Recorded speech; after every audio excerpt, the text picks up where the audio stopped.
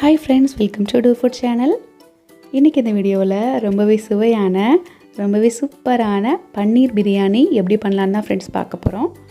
ரொம்ப ஈஸிங்க இந்த பிரியாணி பண்ணுறதுக்கு. இப்போ வாங்க இந்த ரெசிபி எப்படி பண்ணலான்னு பார்க்கலாம்.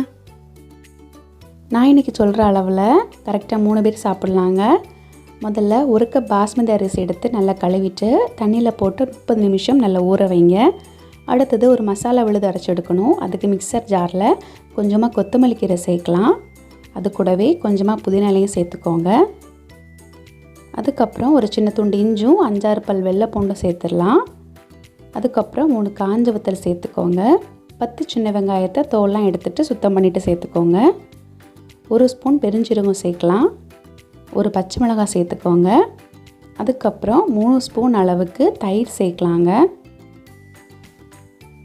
தயிர்லாம் சேர்த்ததுக்கப்புறம் இதில் தண்ணி எதுவும் எக்ஸ்ட்ரா சேர்க்காமல் நல்லா அரைக்கணும். பாருங்கள், இந்த மாதிரி நல்லா மையான விழுதை அரைச்சி எடுத்துக்கோங்க.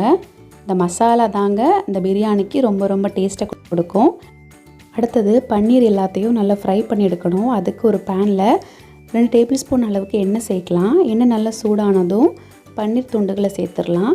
நான் இன்றைக்கி 200 கிராம் பன்னீர் எடுத்திருக்கேன். அது இந்த மாதிரி சின்ன சின்னதாக கட் பண்ணி எடுத்து அதில் சேர்த்துக்கிட்டேன்.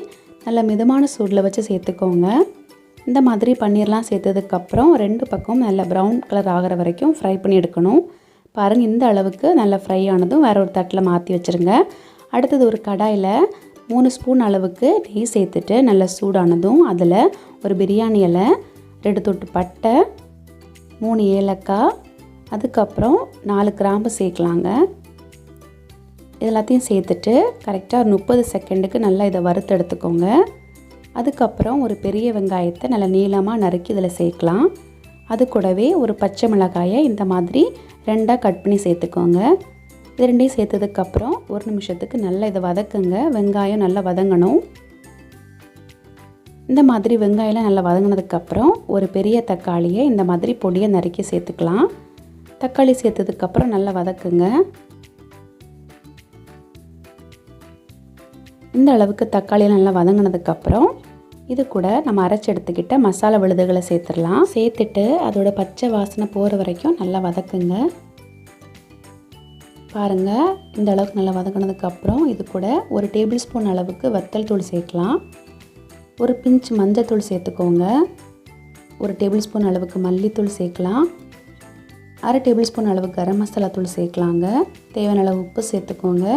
இதெல்லாத்தையும் சேர்த்ததுக்கப்புறம் 1 நிமிஷத்துக்கு நல்லா இதை மிக்ஸ் பண்ணுங்கள். இந்த அளவுக்கு நல்லா கலந்து விட்டதுக்கப்புறம் இது கூட நம்ம ஊற வச்சு எடுத்துக்கிட்ட அரிசி எல்லாத்தையும் சேர்த்துடலாம். அரிசி சேர்த்ததுக்கப்புறம் லைட்டாக இதை இந்த மாதிரி கலந்து விடுங்க.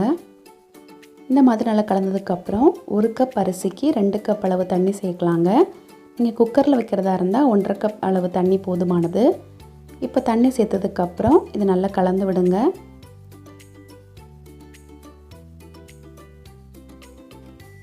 எந்த கப்புக்கு அரிசி அளந்தீங்களோ அதே கப்புக்கு தண்ணி சேர்த்துக்கோங்க. அப்போ தான் கரெக்டாக இருக்கும். இப்போ அடுத்தது நம்ம ஃப்ரை பண்ணி எடுத்துக்கிட்ட பன்னீர் எல்லாத்தையும் சேர்த்துடலாம். இந்த மாதிரி பன்னீர்லாம் சேர்த்ததுக்கப்புறம் இதை மறுபடியும் நல்லா கலந்து விடுங்க. நல்லா கலந்து விட்டதுக்கப்புறம் நல்லா க்ளோஸ் பண்ணி மிதமான சூடில் 10 நிமிஷம் இதை வேக வச்சு எடுக்கலாம். இப்போ பாருங்கள், 10 நிமிஷம் ஆயிடுச்சு. ஓப்பன் பண்ணிடலாம். பாருங்கள், அரிசியெல்லாம் நல்லா வெந்திருக்கு. தண்ணியெலாம் நல்லா வற்றிருக்கு. தண்ணி எதுவுமே இல்லை. ரொம்பவே அருமையான பன்னீர் பிரியாணி ரெடி ஆயிடுச்சுங்க. இந்த பன்னீரும் சூப்பராக வெந்திருக்கு. அவ்வளோதான் ஃப்ரெண்ட்ஸ், ரொம்பவே அருமையான பன்னீர் பிரியாணி ரெடி ஆயிடுச்சு. ரொம்பவே ஈஸியாக பண்ணிடலாங்க. நம்ம இதில் சேர்க்கக்கூடிய தண்ணி கரெக்டாக சேர்த்தாதான் அந்த அரிசியும் பன்னீரும் கரெக்டாக வேகும். ஸோ இந்த ரெசிபியை கண்டிப்பாக செஞ்சு பாருங்கள். செஞ்சு பார்த்துட்டு உங்களுடைய ஃபீட்பேக்கை கமெண்ட் பாக்ஸில் கொடுங்க. Thank you friends.